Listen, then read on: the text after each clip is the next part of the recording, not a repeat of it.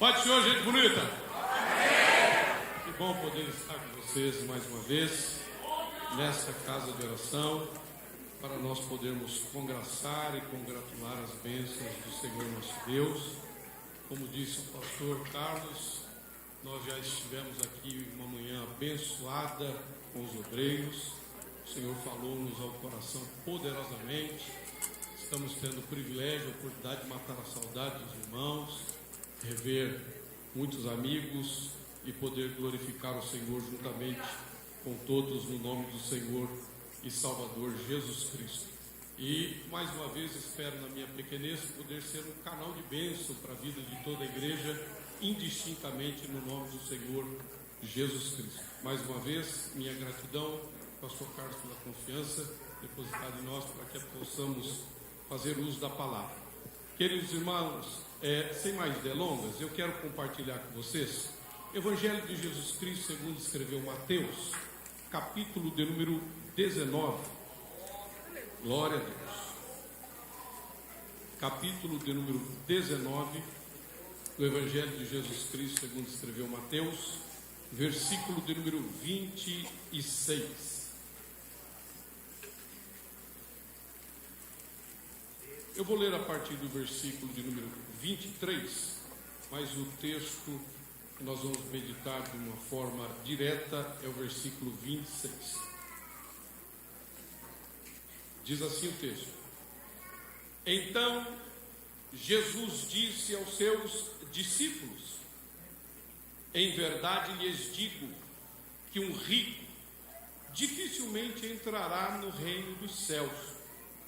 E ainda lhes digo que é mais fácil um camelo passar pelo fundo de uma agulha do que um rico entrar no reino de Deus. Ouvindo isto, os discípulos ficaram muito admirados e perguntaram: Sendo assim, quem pode ser salvo? Jesus, olhando para eles, disse: Para os seres humanos isto é impossível, mas para Deus tudo é possível. Amém. Para Deus tudo é possível. Feche seus olhos, curva sua cabeça, vamos fazer mais uma oração. Obrigado, Pai, pelo privilégio de mais uma vez estarmos diante de Ti, na Tua presença, para cultuarmos ao Senhor e oferecermos a Ti a nossa adoração. E obrigado, Senhor, por sabermos que o Senhor recebe o culto que a Ti prestamos e que também ouves o clamor da Tua igreja. Pai, nós carecemos de ouvir um pouco mais de Ti, da Tua palavra.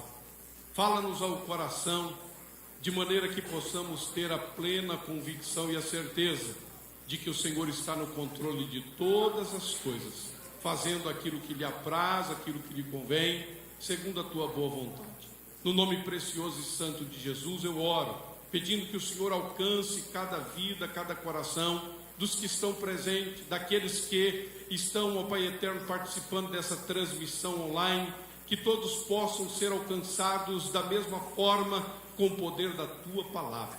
Fala-nos, ó Pai eterno e poderoso, sem restrições, à Sua palavra, em nome de Jesus. Amém e amém. Queridos irmãos e irmãs, esse é um texto bastante emblemático para todos nós, aonde Jesus, ele trata com os seus discípulos algo que é de fundamental importância para nós quanto igreja, em entendermos a dinâmica da salvação.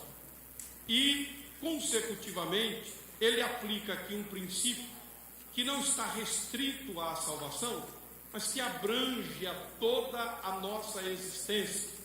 E dessa forma, deste modo, quando ele é buscado pelo interesse de um jovem cujo nome não é revelado, mas a sua característica social é apontada como um jovem rico, a Bíblia Sagrada nos diz que ele chega a Jesus e lhe pergunta: Bom mestre, o que é preciso eu fazer para que herde a vida eterna?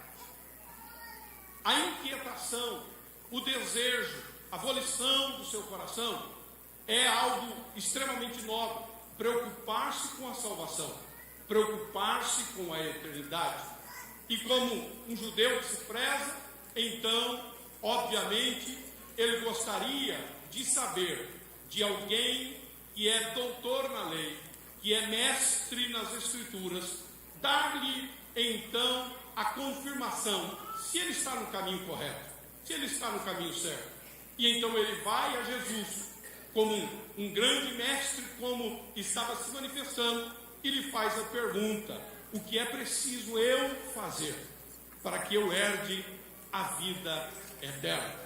E em resposta a isso, Jesus olha para ele com muita seriedade, sem qualquer tipo de zombaria e escárnio quanto à sua pergunta, e diz: olha, você conhece a lei, então obedece teu pai e tua mãe, não adultere, não furte, não fale mal do próximo, seja humilde. E então ele olha para Jesus, observando todas essas coisas, então diz para ele: desde minha infância tenho guardado todas essas coisas. Traduzindo, eu sou um religioso zeloso, eu sou um religioso dedicado, eu leio as Escrituras, eu estudo as Escrituras, eu me dedico à compreensão das Escrituras, e por isso, tudo isso que o Senhor está falando, de fato, eu me esmero, me esforço em praticar. E quando ele diz isso, quando ele declara isso no seu diálogo com Jesus, então Jesus aponta para ele o seguinte: diante de tudo que você me disse, só te falta uma coisa, uma única coisa. Aí é que a conversa muda o tom, aí é que o diálogo coloca em contraposição aquilo que ele estava declarando que realmente desejava na sua vida. E então Jesus diz para ele: pega tudo que você tem e vende. Não investe em bolsa de valores, não investe em bitcoins, não investe em ouro, não investe em dólar, não investe em euro, não compra propriedades, não faça nada do que diz respeito a alguma coisa que possa proporcionar a você um volume ainda maior do que tudo que você tem. Mas faz o seguinte: reparte entre os pobres, se iguala a todos eles, não se ache maior do que quem quer que seja, e então depois você me segue. Quando Jesus dá a ele um caminho que lhe era completamente descabido dentro da sua lógica, dentro da sua racionalidade, quanto à dignidade da salvação, então a Bíblia nos declara com muita presteza que ele entristeceu-se, virou as costas para Jesus e foi embora. A pergunta é: aonde é que estava o bom mestre?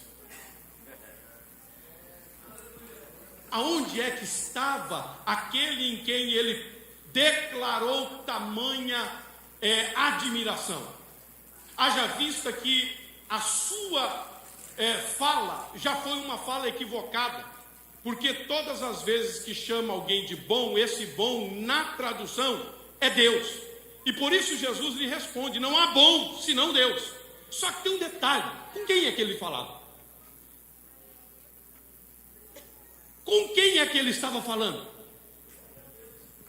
Ele não estava falando com um homem comum, ele não estava falando com um homem que tinha apenas uma performance na sua oratória, na sua retórica, e que tinha domínio da lei. Ele estava falando não só com um mestre que de certa forma era anônimo comparado às demais classes de doutores, mas ele estava falando com o próprio Cristo, ele estava falando com o próprio Deus, ele estava falando com o próprio Senhor. E quando Jesus diz para eles: se tem alguém bom, esse bom é Deus. Mas Jesus não disse que ele não era bom, mas ele está declarando com quem é que ele está falando. E se ele reconhece Jesus não só como mestre, mas como Deus, então as coisas mudam de patamar. a conversa muda, a realidade muda, e o que quer que Jesus exija dele, ele vai dizer, vale a pena. Ele vai dizer, eu abro mão de qualquer coisa para obedecer o que ele está me dizendo, porque ele não é só um bom mestre, pastor Deus, ele é Deus. Ele está diante de mim, eu reconheço a sua visitação, eu reconheço a sua presença, eu reconheço quem fala comigo. Eu não estou falando só com o mestre, eu estou falando com o mestre dos mestres, os reis dos reis, o Senhor dos senhores.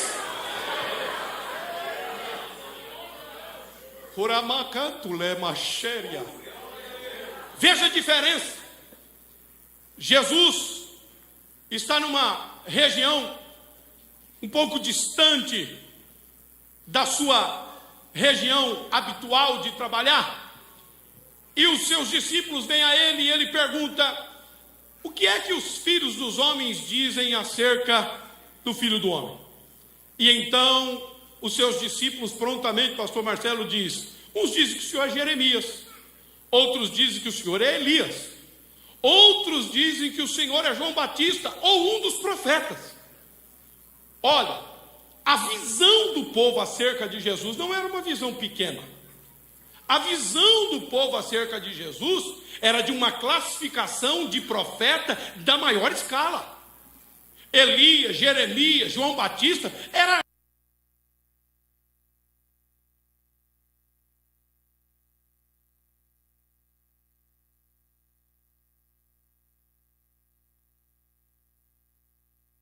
e ouvem todos os dias. Vocês que caminham comigo todos os dias, vocês que veem as obras que eu faço, vocês que estão vendo a maneira com que eu me comporto, a minha disciplina e o meu rigor espiritual, vocês que estão vendo a forma com que eu lido com todas as massas da sociedade, quem é que vocês dizem que é o Filho do Homem? Aí a Bíblia nos diz que Pedro toma a palavra de maneira impulsiva, porém agora levado pelo Espírito, e diz: tu és o Cristo, o Filho do Deus vivo. Oh glória. Eu te faço uma pergunta aqui: quem é Jesus para você? Jesus não é um mito da história. Jesus não é dividido entre o Jesus histórico e o Jesus da religião. Jesus não pode ser comparado a qualquer homem que seja, porque Jesus está acima de qualquer realidade humana, embora seja humano, e ele é acima de qualquer humano, porque ele é 100% humano, sem qualquer tipo de pecado e imperfeição. Ele é o estado perfeito pelo qual nós estamos sendo trabalhados pelo Espírito, pelo meio das Escrituras, para chegarmos à estatura de Cristo, o varão perfeito. O varão perfeito. Então, quem é Jesus para você? Se Jesus é digno só de admiração, pastor Cláudio, logo, em algum momento que ele deixar de fazer aquilo que você acredita que ele tem que fazer, então você vira as costas para ele, você o abandona, você deixa de segui-lo. Por quê? Porque nem sempre ele fará aquilo que é do nosso gosto, nem sempre ele realizará aquilo que é da nossa vontade, pelo simples fato de que, como Deus, a Bíblia Sagrada nos diz que os seus caminhos são diferentes dos nossos caminhos, e os seus pensamentos diferentes dos nossos pensamentos, porque os seus caminhos são mais altos que os nossos caminhos, e os seus pensamentos mais altos que os nossos pensamentos. Portanto, a dinâmica de Deus agir na vida de cada um de nós é completamente diferente. A gente imagina uma coisa e Deus faz outra, e muitas vezes o processo daquilo que Ele faz, parece que as coisas estão dando errado e que Ele nos abandona no meio do processo. Mas quero te dizer uma coisa: quando você observa no final de todo o processo o que foi que você viveu, você vai concordar, valeu a pena e era assim mesmo que tinha que acontecer. Porque Deus não está pedindo para você entender nada, Deus está pedindo para você simplesmente aceitar. Aceita que dói menos. Não é assim, pastor? Aceita que dói menos.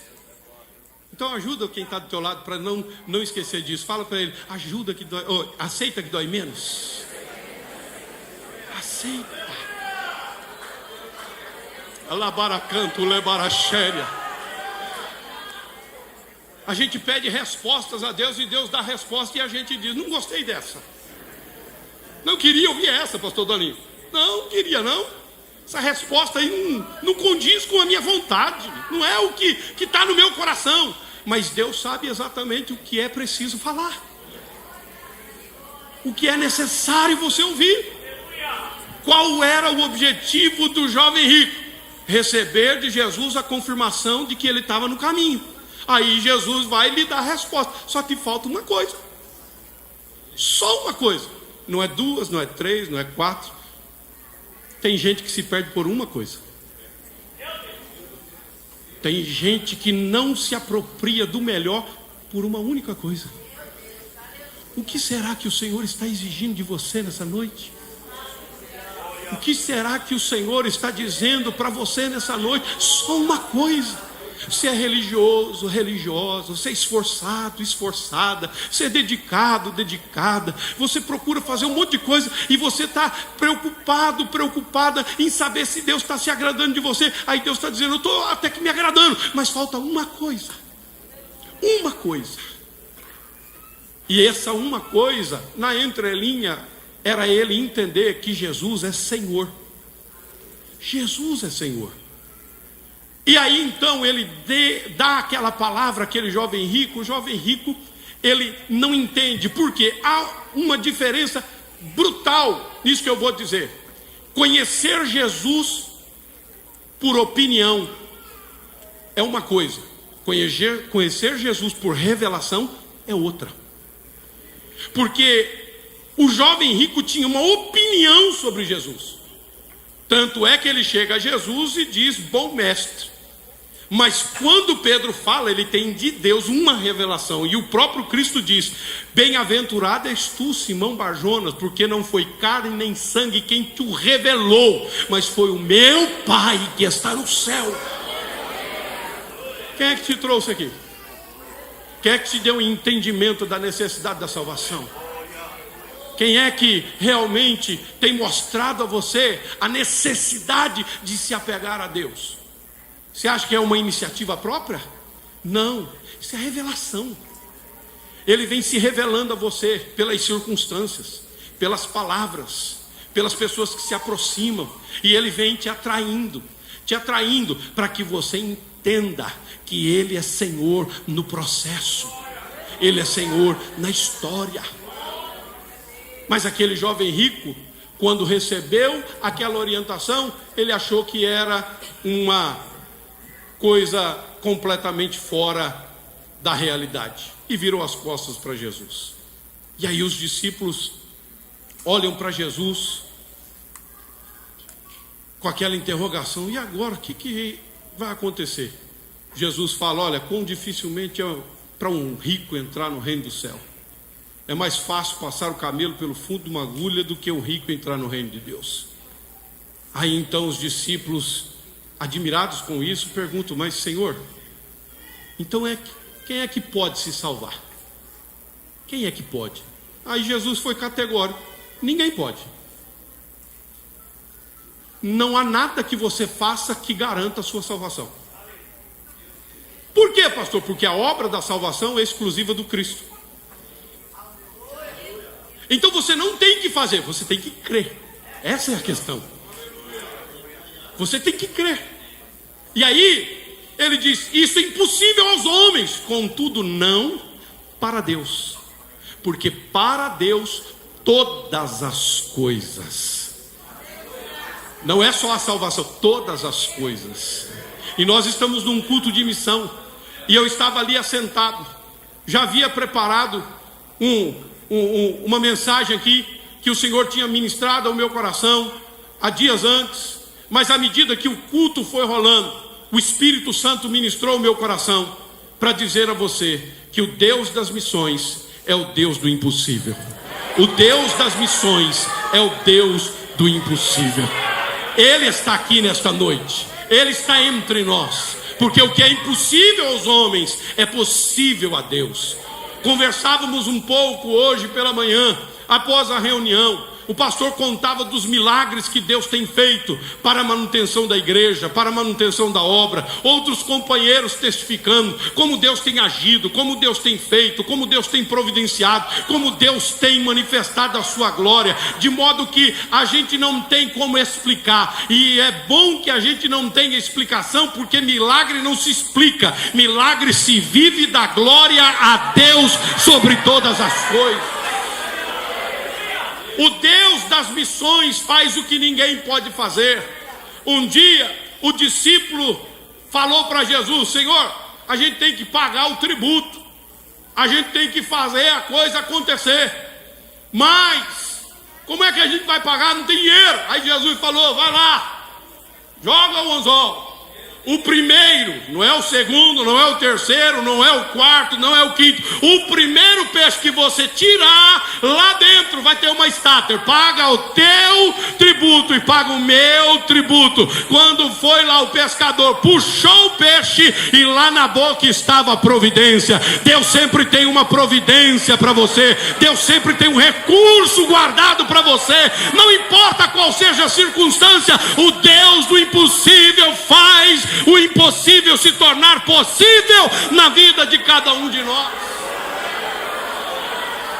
Não há do que se desesperar, não há do que ficar lamentando, não há do que a gente ficar questionando a lealdade e a fidelidade de Deus.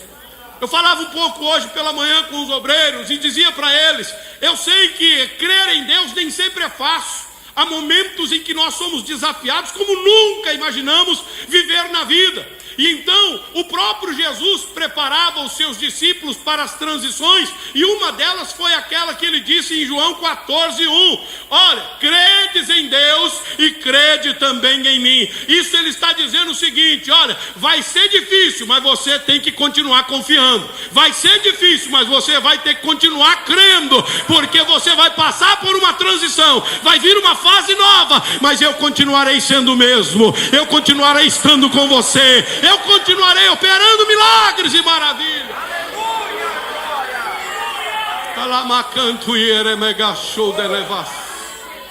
Aleluia, aleluia.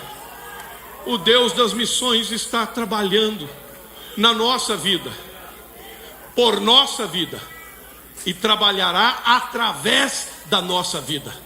Veja as três dimensões: trabalha em nós, trabalha por nós e trabalha através de nós. Trabalha em nós, trabalha por nós e trabalha através de nós.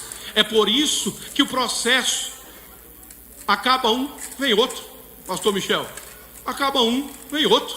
A gente vai sendo treinado, Pastor Vitor, vai crescendo, vai amadurecendo, e de repente você já não é aquele crente infantil, você já está um crente juvenil, já aprendeu a olhar um pouquinho melhor. Aí daqui a pouco você está um crente já jovem e vai amadurecendo até chegar à fase adulta, onde você come a feijoada e não sente necessidade de suar, aonde você come o tutano e se dá bem, porque você sabe que você está ali sendo alimentado, sustentado, porque você já não tem mais necessidade de papinha, você tem necessidade de que Deus verdadeiramente te dê alimento forte, para você suportar o dia a dia. Por quê? Porque a carga que lhe é posta sobre os seus ombros, isto é, a responsabilidade de representar o reino de Deus é muito grande. Se você não estiver bem alimentado, então você não suporta o tamanho da responsabilidade que lhe é dada. E o Deus das missões, que é o Deus do impossível, sempre está trabalhando para que você viva o melhor dele sobre esta terra. E viver o melhor dele sobre esta terra nem sempre é viver nas facilidades. Ora, vista que a leitura de Filipenses que fora feita aqui nesta noite, Paulo nos ensina o seguinte: aprendi a viver contente em toda e qualquer qualquer situação. Ou seja, eu aprendi a estar honrado, mas também aprendi a estar humilhado. Eu aprendi a ter abundância, mas também aprendi a sofrer a escassez. Eu aprendi a ter em abundância e eu aprendi a não ter nada, porque posso todas as coisas naquele que me fortalece. Alguém olha para a tua vida, olha para a tua realidade e pergunta: como é que você aguenta tudo isso aí? Como é que você suporta todas essas coisas? E você só tem uma resposta: se não fosse Ele. Ora diga, meus irmãos, se não fosse Ele que estivesse ao meu lado, eu já teria sucumbido, sido engolido vivo. Mas como o pássaro escapou do laço do passarinheiro, assim o Senhor rompe os laços e faz a gente voar. Quando pensam que você está caindo, daqui a pouco o Senhor renova as forças e vai levantando voo, voando, porque os que esperam no Senhor renovarão as suas forças, subirão com asas como águia, correrão e não se cansarão, caminharão e não se fatigarão. Ele dá força ao cansado, Ele multiplica a força ao que não tem nenhum vigor. Ele consegue dar a você o que ninguém mais consegue. Ele consegue fazer em você o que mais ninguém consegue. Injetar em você uma disposição quando tudo desfavorece dentro da questão lógica humana da sua vida. Ele ainda é o Deus que opera milagres e faz você continuar na jornada, por um simples fato, porque Ele mesmo disse em Mateus capítulo 28, versículo 18: toda a autoridade me foi dada no céu e na terra. E isto significa dizer, não é poder para realizar, é domínio e controle em todas as esferas e circunstâncias da existência humana e espiritual. Ou seja, eu comando no céu, comando na terra e debaixo da terra. Se eu disser faz, pode fazer, que eu garanto. Se eu disser vem, pode vir, que eu te guardo. Se eu disser para você para, pode parar, que nada vai te alcançar. Ele é o Deus que opera maravilha.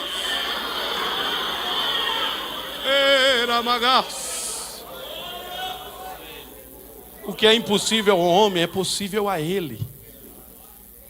É possível a Ele. Quem sabe você está lidando com um dos maiores dramas e dilemas da sua vida, e você está perdendo o rumo da situação, e você está se consumindo em preocupações. Mas isso não precisa e não deve ser o seu fim, pelo simples fato de que o próprio Jesus declarou, após ter declarado que toda a autoridade lhe foi dada no céu e na terra, Ele disse o seguinte: eis que eu estou convosco todos os dias, até a consumação dos séculos. O que isso significa dizer, pastor? Significa dizer que o vencedor está com você.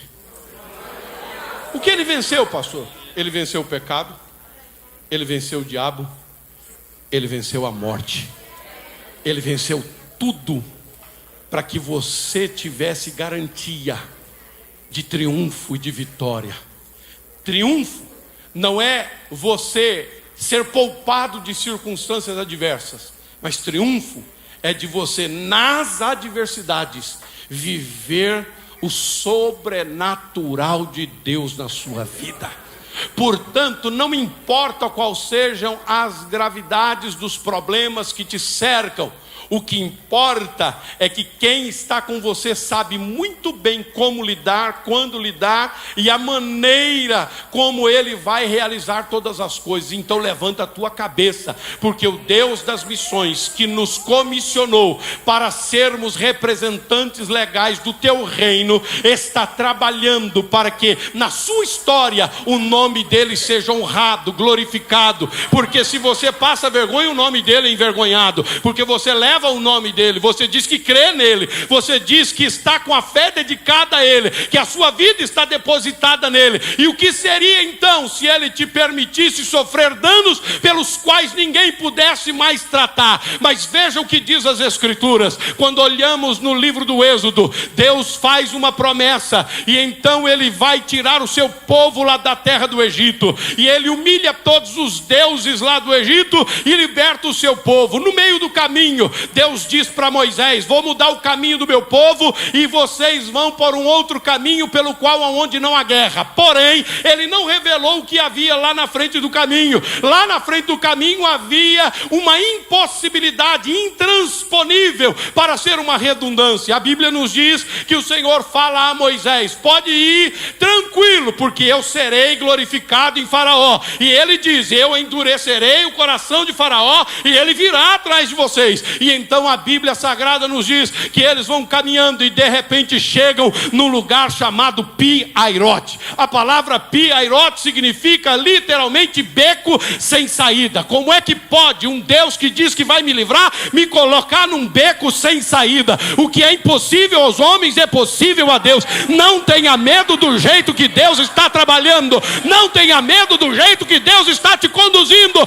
porque ainda que não tenha saída para o homem, Deus tem uma saída.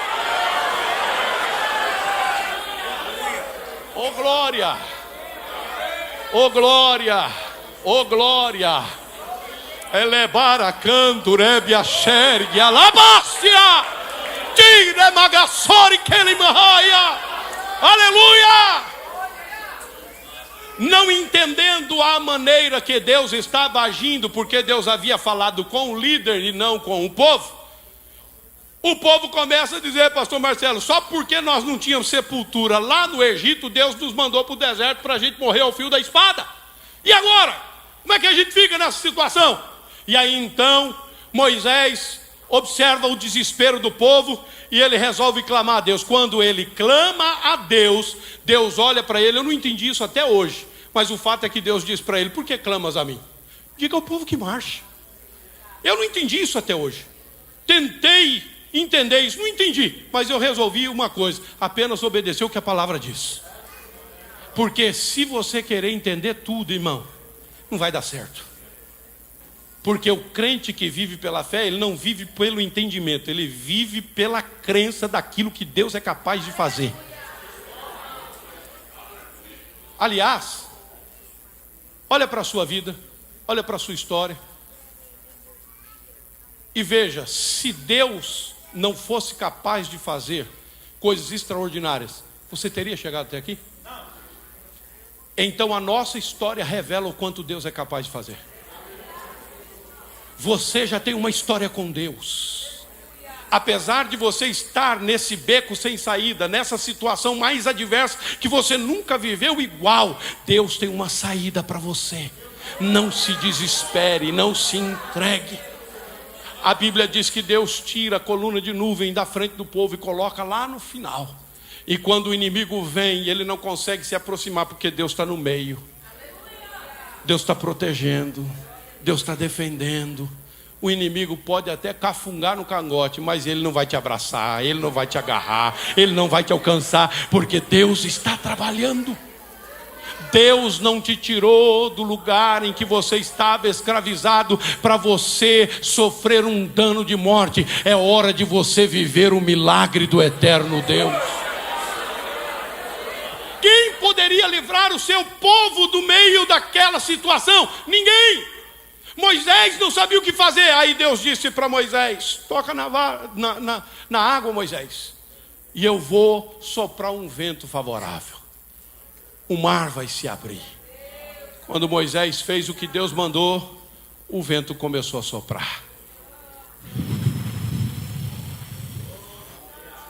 O vento veio de frente, não veio de trás. Que é isso, pastor? Vou te explicar. Moisés não viu, mas do outro lado o mar já começou a se abrir. Você não está vendo, mas só o fato de você obedecer lá do outro lado, aonde é o ponto de chegada, o ponto de glorificação, é onde Deus já começou a agir. E está vindo um vento favorável. um vento de milagre, e Deus suspende as águas, no meio do mar abre um caminho para o seu povo passar, e durante toda a noite o povo vai caminhando, marchando, trilhando, e Deus vai sustentando o seu povo, impedindo do mal pior chegar sobre eles. E quando vai rompendo a manhã, a Bíblia diz que o povo atravessa e as mulheres começam a cantar: só o Senhor é Deus, só o Senhor é Deus, só o Senhor é Deus. Aleluia. Porque o que é impossível ao homem é possível a Deus. O Deus das missões garante a vitória da igreja. O Deus das missões garante o sucesso da sua igreja, a produtividade da sua igreja. Então, simples e puramente obedeça a sua voz. Porque você não tem uma opinião sobre Deus, você tem uma revelação sobre Ele. Ele é o Todo-Poderoso, Ele não te enganou, Ele não mentiu para você, não brincou com os teus sentimentos, Ele não deu a você uma perspectiva e uma expectativa que fosse frustrada e que fosse utópica. Ele verdadeiramente está trabalhando para que você viva o melhor de Deus nesta terra. Então aconteça o que acontecer, daqui pouquinho você vai cantar o hino da vitória. Daqui um pouquinho você vai testificar do que Deus está fazendo na sua vida. Daqui um pouquinho você vai poder dizer: valeu a pena eu obedecer, me custou muito, mas mais do que o custo que eu tive para obedecer, é infinitamente maior a bênção que Deus está dispensando sobre a minha vida. Meus irmãos, Deus não dá prêmio de consolação para ninguém. Deus dá a vitória prometida ao seu povo. Por isso, encerro aqui dizendo o seguinte: Paulo nos dá algumas expressões pelas quais nós devemos zelar no nosso coração, principalmente nos momentos de aflição e de tribulação. Romanos capítulo 8, versículo 18, ele diz: tenho por certo, irmãos, que as aflições do tempo presente não são para se comparar com a glória de Deus que há de ser revelada em nós. Tudo que você está passando não se compara com o que Deus já tem reservado. Então para com essa ideia de pensar: será que vale a pena ou não vale a pena? Como quem está dizendo com as palavras do povo de Sião: o Senhor nos abandonou, virou as costas para nós. Aí você ouve Deus dizendo: pode uma mãe esquecer-se de um filho de modo que não se compadeça do filho do seu ventre? Ainda que ela se esqueça, porém eu, Deus, nunca me esquecerei de ti, porque tu está gravado na palma das minhas mãos. Deus não virou as costas para você. Versículo 28 de Romanos 8: sabemos que todas as coisas cooperam, contribuem juntamente para o bem daqueles que amam a Deus e que são chamados segundo o seu propósito. Quantos têm certeza que você está aqui sob o propósito do eterno Deus? Então o propósito dele não falha, não erra, não chega atrasado. Deus está trabalhando e tudo vai mudar. Por isso, versículo 31, ele diz: que diremos, pois, se Deus é por nós, quem será contra nós? Ele não está dizendo que não vai haver gente, não vai haver dificuldade, mas ele está dizendo o que isso produzirá contra a sua vida, se Deus é com você. Se Deus é na sua vida, se Deus é na sua história, se Deus é nos seus passos, se Deus é no seu dia a dia, cada respiração, cada passo, cada minuto da sua vida, Deus está com você, está trabalhando. Então o que diremos? Se Deus é por nós, quem será contra nós? E em último lugar, e não menos importante, ele diz: em todas estas coisas.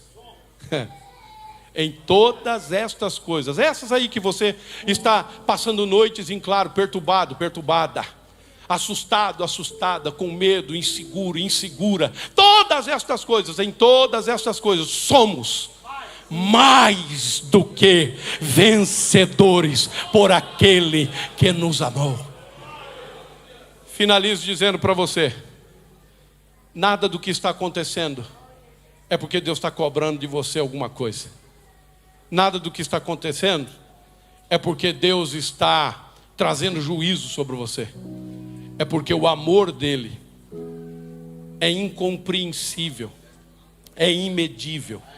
O amor dele vai além de qualquer tipo de especulação. De modo que, como eu já citei aqui, Isaías 49, 14 e 15, é exatamente isso. Nem o amor de mãe, que é o maior amor conhecido na relação humana, suplanta o amor de Deus. Porque o amor de mãe pode até falhar, o que é extremamente difícil, mas o de Deus jamais falhará. Deus te ama. Levanta a tua cabeça, porque o que é impossível para você, tranquiliza. Para Deus tudo é possível. Para Deus tudo é possível. Para Deus tudo é possível. Vem cura de Deus, vem milagre de Deus, vem restauração de Deus, vem salvação de Deus, vem providência de Deus, vem restauração de Deus. Então aguarda, porque o Senhor te contemplará com um milagre sobre a sua vida, no nome de Jesus. Coloquemos em pés. Alabaracante o eterabagash.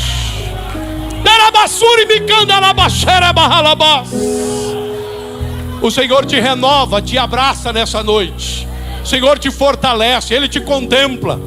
Ele sabe exatamente o quanto você necessita desta noite de afago, de carinho, de presença manifesta dEle sobre a tua vida. Então levanta a tua cabeça. Não está nada perdido não, porque em Cristo nada está perdido. Ele pode todas as coisas. Ele pode, Ele pode, Ele pode. Ele está dizendo para você: tranquiliza o teu coração, porque eu vou cumprir com a palavra sobre a tua vida. Oremos. Nosso Deus e nosso Pai Celestial, no nome precioso e santo de Jesus Cristo, nós estamos aqui como igreja envolvidos, ó Pai eterno e poderoso, no teu plano, no teu propósito.